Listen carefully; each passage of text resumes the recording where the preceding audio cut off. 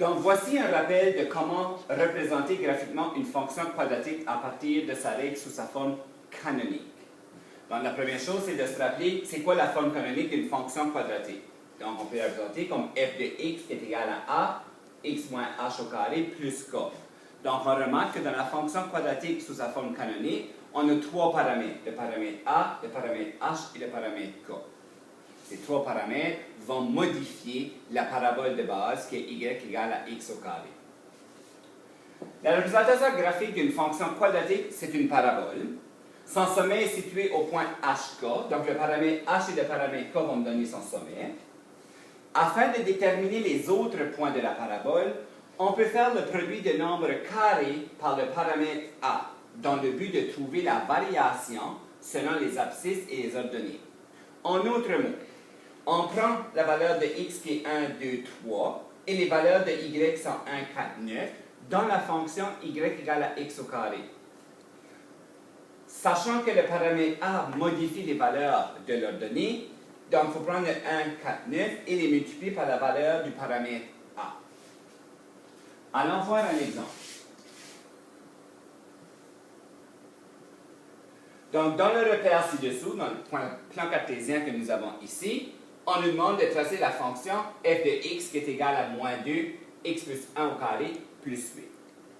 Ensuite, on nous pose quelques questions par rapport à leur propriété. Donc, la première chose à faire, c'est de prendre et de ressortir le sommet. Le sommet est toujours mon point de départ. Donc, regardons le paramètre h et le paramètre k. Je vous rappelle que le paramètre h doit toujours changer de signe. Donc, son sommet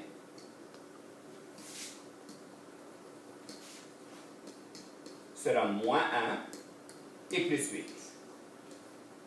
Donc, on va aller tout de suite placer son sommet. Moins 1 et plus 8. Ensuite, on regarde si on a un paramètre a. Ici, c'est moins 2. Donc, si on prend le petit tableau de valeurs de base, où on avait 1, 1, 2, 4 et 3, 9, on sait que le paramètre a, qui est moins 2, devrait aller multiplier les y. Donc, on aura moins 2, moins 8 et moins 18. Ces valeurs ici sont les déplacements que je dois faire par rapport à mon sommet. Donc, si on va au sommet, avec un déplacement de 1 sur l'axe des x, on doit faire un déplacement de moins 2 sur l'axe des y. 1, moins 2. Sachant qu'il y a une symétrie, je peux tout de suite aller placer mon autre point. 2, 8. Donc, on va au sommet, on fait 2 déplacements sur l'axe des x et 8 déplacements sur l'axe des y. Donc, on arrive directement ici. Selon la symétrie, on aura le prochain point juste là.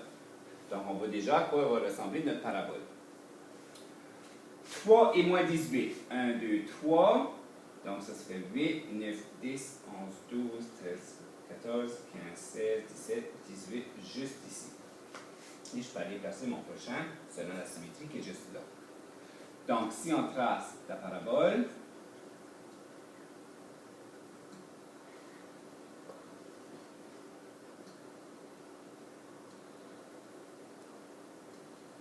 voilà le tracé de cette fonction. Ensuite, on va aller répondre aux questions. Première question, on nous demande c'est quoi le domaine. Le domaine d'une parabole, c'est toujours l'ensemble des réels. Donc, le domaine, c'est l'ensemble des réels. Pour l'image de la fonction, il faut retourner voir son graphique.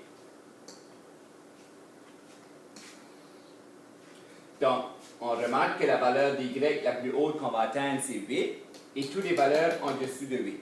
Donc, de moins l'infini jusqu'à plus 8 se trouve à être son domaine. Son image, excusez. Donc, de moins l'infini jusqu'à plus 8. C'est quoi l'axe de symétrie? Donc, on retourne voir le graphique. L'axe de symétrie, c'est l'axe qui coupe ma parabole en deux parties égales. Donc, c'est la droite qui passe par moins 1. Donc, l'équation de l'axe de symétrie, x est égal à moins 1. Les zéros, ou les abscisses à l'origine, ou les racines. Donc, c'est l'endroit où la parabole va couper l'axe des x. on a le moins 3 et on a le plus 1. Donc, les zéros sont moins 3 et plus 1.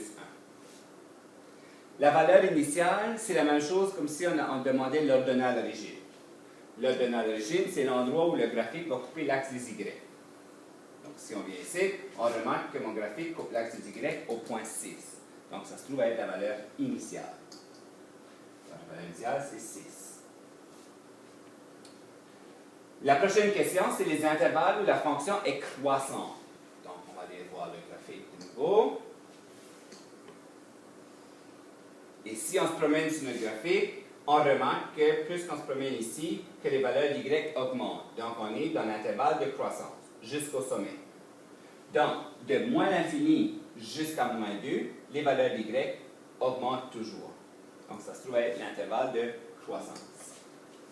Donc, l'intervalle de croissance va être de moins l'infini à... J'ai oublié, allez voir. À moins 1.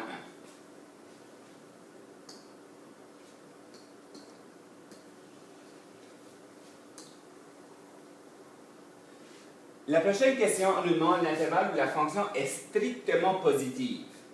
Strictement positive, il y a une différence, on a vu la semaine passée, entre le positif et strictement positif. Dans le strictement positif, on ne peut pas inclure les racines dans l'intervalle. Donc, on envoie notre graphique. Et on voit que c'est la partie juste ici qui est la partie positive car elle est au-dessus de l'axe des x. Donc, entre le moins 3 et le plus 1 se trouve l'intervalle où ma fonction est positive. Mais encore une fois, parce qu'on me demande le strictement positif, il va falloir exclure les bornes moins 3 et plus 1. Donc, on va exclure le moins 3, le 1 exclut également. Les intervalles où la fonction est négative, donc parce qu'on veut négative et non le strictement négatif, qu'est-ce qui va arriver? C'est qu'on va être capable d'inclure les bornes. Donc,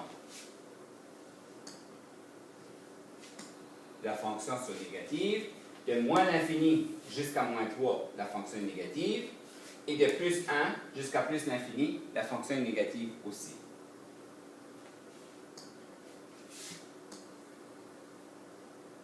Donc, on indique de moins l'infini à moins 3. On peut inclure le moins 3 parce qu'on est dans le négatif et non le strictement négatif. Union. Et on va inclure le 1 jusqu'au plus l'infini. La valeur maximale ou minimale. Donc, on va aller voir si on a un maximum ou un minimum. Puisque la parabole est tournée vers le bas, ça veut dire qu'on va avoir atteint une valeur maximale pour y, et la valeur maximale ici, c'est 8. Donc, on peut indiquer que cette fonction, c'est un maximum. On peut même indiquer que c'est un maximum de 8. Les deux dernières questions, on peut soit les chercher dans le graphique ou être obligé de faire un calcul. Ça va dépendre de notre graphique. Si on regarde ici, on cherche la valeur de la fonction lorsque le x est 3. Si on retourne au graphique, puis on va voir lorsque le x est 3, est-ce que je suis capable d'aller chercher la valeur exacte de y? Pas dans ce cas ici, parce que mon graphique dépasse la valeur de x égale à 3. Donc, qu'est-ce qu'on pourrait faire? C'est de calculer. La même chose pour l'autre question, lorsque c'était moins 5. Donc, c'est difficile d'aller dans le graphique et le trouver. Donc, il faudrait faire les calculs. Donc, je vais en faire un. Je vais faire le premier. Donc, lorsque f est égal à 3, ma fonction, je vais essayer de me rappeler, c'était moins 2x plus 1 au carré plus 8.